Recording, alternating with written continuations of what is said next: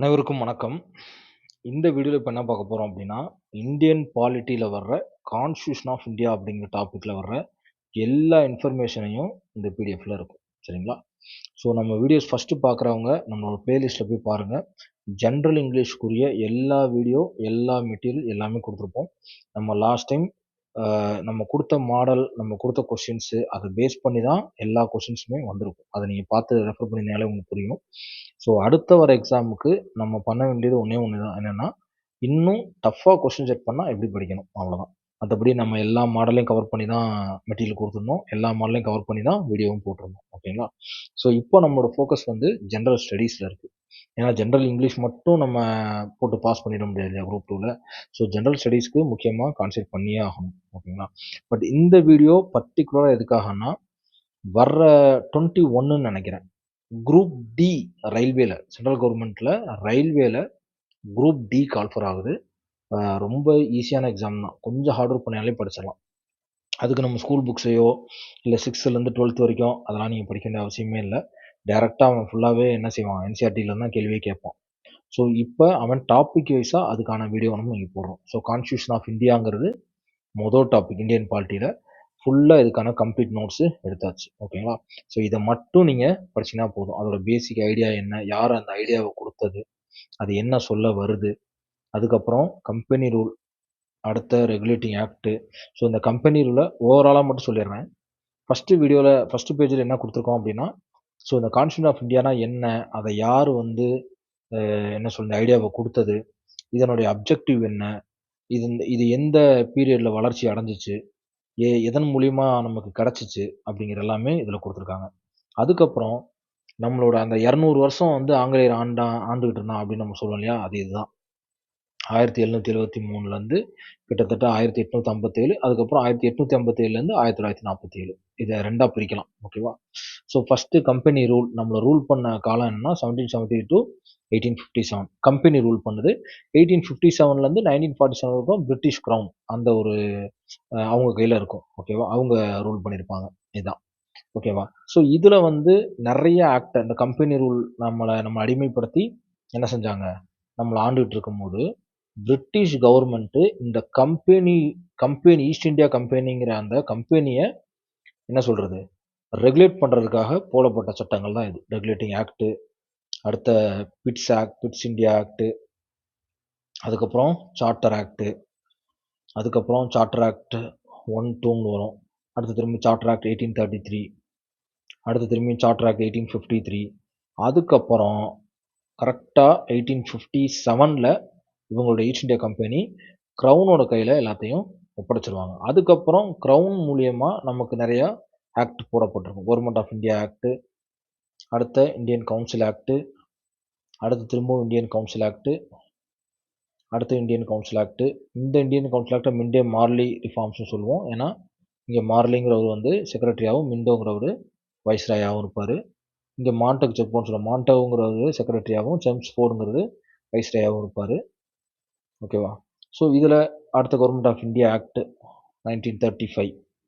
இந்த government of India act தான் நம்முடைய கான்ஸ்டிடியூஷன்ல கிட்டத்தட்ட 30லேருந்து 35% உள்ளடக்கியது இந்த ஆக்ட் தான். ஓகேவா? ஓகே. அதுக்கப்புறம் கிரிப்ஸ் மிஷன் 1942ன்னு ஒரு விஷயம் நடக்கும். Cabinet mission plan. இப்போ இங்க தான் பிளான் பண்றாங்க. கான்ஸ்டிடியூஷன உருவாக்கணும் அப்படின்ட்டு.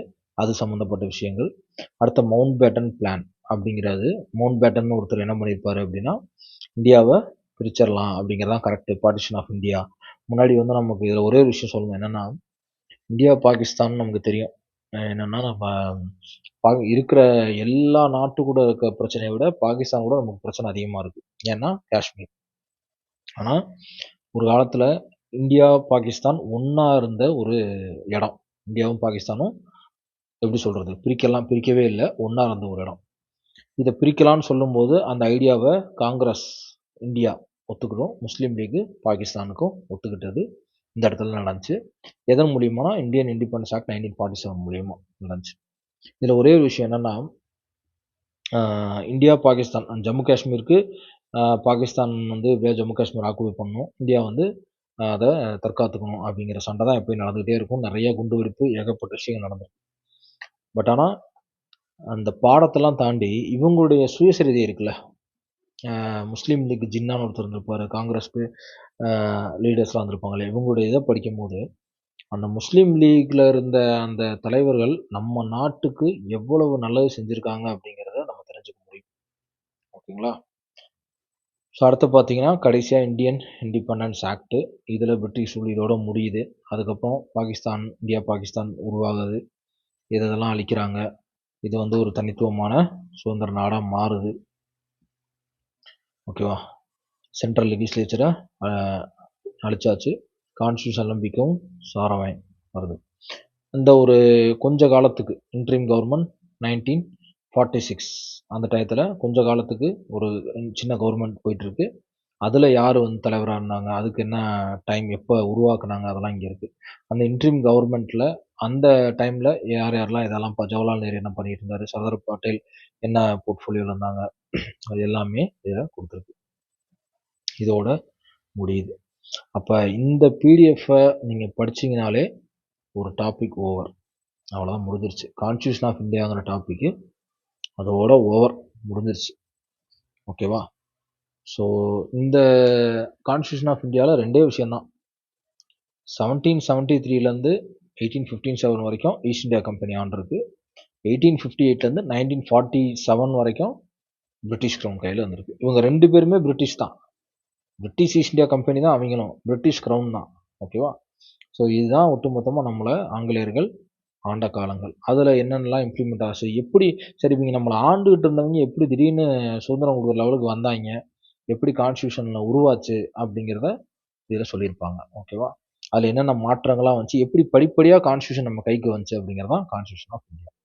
ஓகே, இது முக்கியமாக இந்த பிடிஎஃப் யாருக்கு பயன்படும்னா, ரயில்வே எக்ஸாம் வர்ற 21ஆம் தேதி அப்ளிகேஷன் ஓப்பன் ஆகுதுன்னு நினைக்கிறேன். அந்த ரயில்வே எக்ஸாம் எழுதுறவங்களுக்கு இந்த ஒரே ஒரு பிடிஎஃப் மட்டும் படிச்சா போதும், முதல் டாபிக் ஓவர். இதில் உள்ளது மட்டும் மிஸ் ஆகாமல் நீங்கள் படிக்கணும். ஓகேவா? நான் பிடிஎஃப் என்ன பண்ணிடுறேன், கீழே கொடுத்துட்றேன் டிஸ்கிரிப்ஷனில். பிடிஎஃப் ட்ரைவில் போட்டு லிங்க்கை ஷேர் பண்ணிடுறேன். நீங்கள் உள்ளே போய் டவுன்லோட் பண்ணிக்கலாம்.